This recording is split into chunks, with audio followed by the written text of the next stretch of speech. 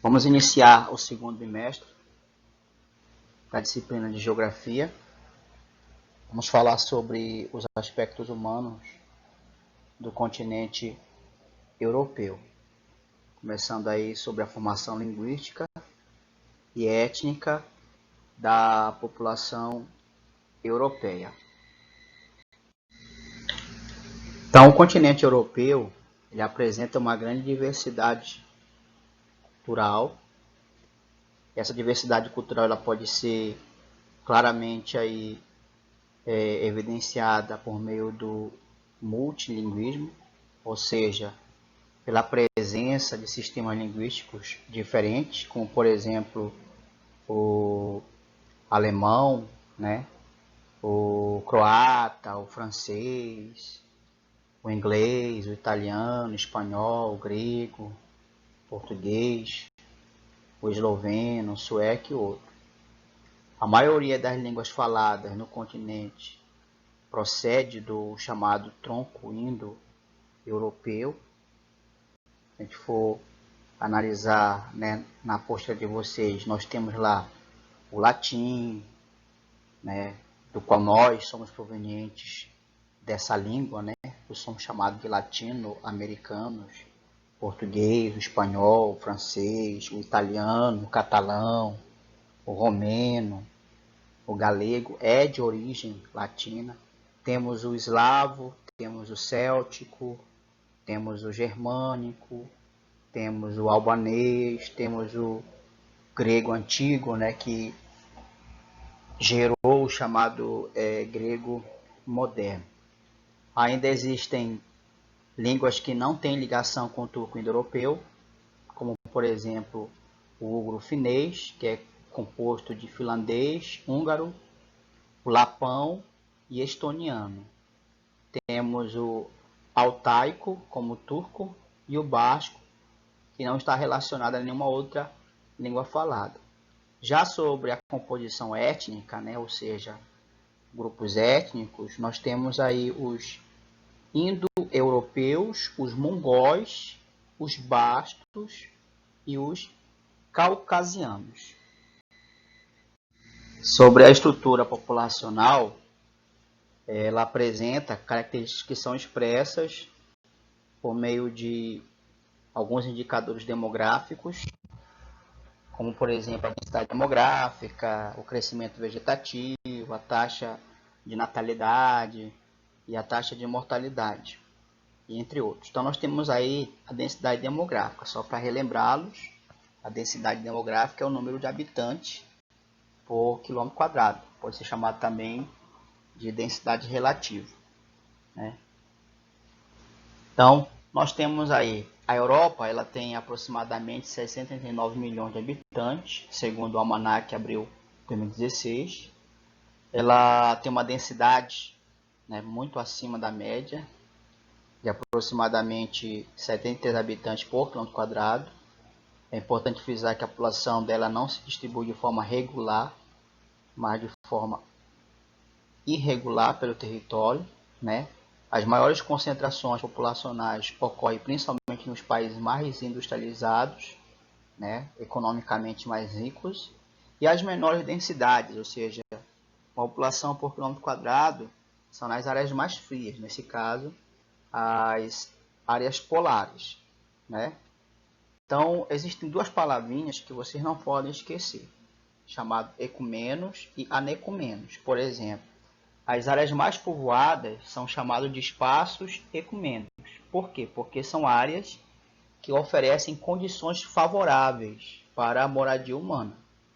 As anecumenos são as áreas onde os espaços são menos favoráveis para a ocupação humana. Por exemplo, o frio intenso, né, apresenta condições desfavoráveis para a fixação humana permanente aí, nessas regiões. Temos um outro fator, né, que é Mônaco, considerado o país com maior densidade demográfica do continente e do mundo também. Então, só para vocês terem uma ideia, Mônaco, um país europeu, ele tem 25 mil 322,8 habitantes por quilômetro quadrado. Tá? Então, os países com maiores densidades demográficas da Europa, então, primeiramente nós temos Mônaco, nós temos Malta, San Marino, temos Holanda, temos Bélgica, Reino Unido e assim sucessivamente. No caso de Mônaco, de Malta, San Marino, a densidade demográfica é elevada em virtude da área limitada de tais países, né? Como, por exemplo, apresentam em média 2 km², 320 km² e 60 km². Uma observação aí, ó, ainda falando sobre essa questão da densidade demográfica, na Europa, os países com menores densidade demográficas são a Noruega, a Islândia, a Finlândia, a Suécia, Estônia e Letônia.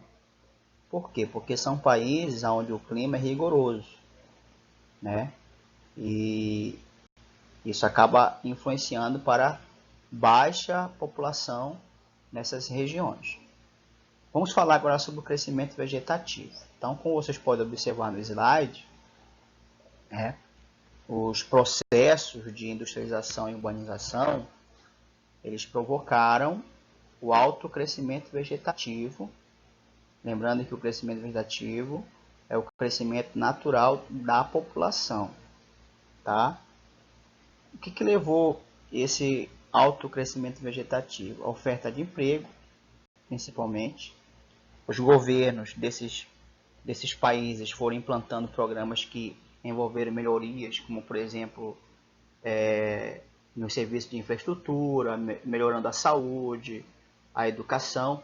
Esses programas, né, eles acabaram possibilitando melhor qualidade de vida nas cidades e automaticamente influenciou para as taxas de mortalidade. Porém, né, a população continuou crescendo de forma acelerada. E com o passar dos anos, as taxas de natalidade diminuíram na maioria dos países europeus. Quais são os fatores que influenciou para a diminuição das taxas de natalidade? Talvez a principal delas é a entrada da mulher no mercado de trabalho. Tá? Mas além da entrada da mulher no mercado de trabalho, nós podemos observar a difusão de métodos contraceptivos. As mulheres, né, os casais passaram, né, a casar mais tarde, o aumento do custo de vida, né? Em alguns casos a diminuição ela foi significativa, como ocorreu na Alemanha, né, que hoje apresenta a menor taxa de natalidade do mundo, com 8 nascimentos a cada 1.000 habitantes, isso segundo o IBGE 2016. As taxas de mortalidade na Europa continuaram em declínio, graças ao sistema de saúde, o saneamento básico. Então, esses fatores contribuíram tanto para a diminuição da taxa de mortalidade, quanto também para a diminuição da taxa de fecundidade. Existem casais hoje na Europa que não querem mais ter filhos, né? Por conta desses fatores e outros fatores que eu citei para vocês. Então, a combinação do decréscimo, né, dessas duas taxas de natalidade e mortalidade provocou baixo crescimento vegetativo. Então, hoje os casais não têm mais filhos suficientes para repor, olha só, para repor a população. E isso gerou um outro problema, a falta de mão de obra, e a população começou a envelhecer.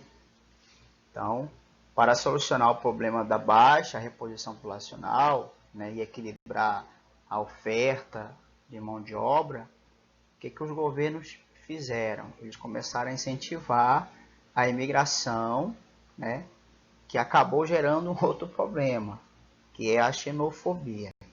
A palavra xenofobia, vocês não podem esquecer essa palavrinha, é aversão, ou seja, ódio. Aversão, ódio a imigrantes e a cultura de imigrantes. Por quê? Porque o europeu começou a a olhar para o imigrante como concorrente, né? Aquele que vai roubar, né, entre aspas, ali o seu emprego, aquele que vai roubar a sua saúde, a sua educação e principalmente tirar a cultura, né? A cultura, a identidade própria de um determinado país. As taxas de natalidade e mortalidade, elas estão relacionadas ao crescimento vegetativo. Então nós temos aí, ó, a chamada estrutura etária. Então, como nós podemos observar, temos as pirâmides do continente europeu e do continente africano, né? Se você for olhar lá na página 342, nós temos lá as duas pirâmides, né? A de um país europeu e a de um país africano. Então, perceba o seguinte, que na África, a base da pirâmide ela é mais larga. Por quê? Porque há mais jovens. Isso indica alta taxa de natalidade. Porém, se você for observar, o topo da pirâmide é mais estreito. Isso significa que, ao mesmo tempo que nascem muitas crianças, morrem também, né? Ou seja, a baixa expectativa de vida. A população não consegue envelhecer. Do outro lado, nós temos a Europa, né? A Europa apresenta a base de sua pirâmide estreita, né, indicando baixa taxa de natalidade, e enquanto o topo da pirâmide é mais largo comparado à pirâmide do continente africano. Então, significa o quê? Significa que a expectativa de vida é alta, né? A população adulta é alta, mas a população de idosos é maior também. E isso vai gerar problemas futuros, como nós já falamos. Falta de mão de obra, né? Falta de mão de obra, né? Por quê? Porque esses adultos vão envelhecer, a população não está repondo essas crianças, né? Não estão tendo filhos. A população adulta vai envelhecer, vai faltar mão de obra, e isso vai gerar também um problema caso os governos desse país não tenham estrutura para a saúde, né? Os hospitais e assim sucessivamente. Beleza?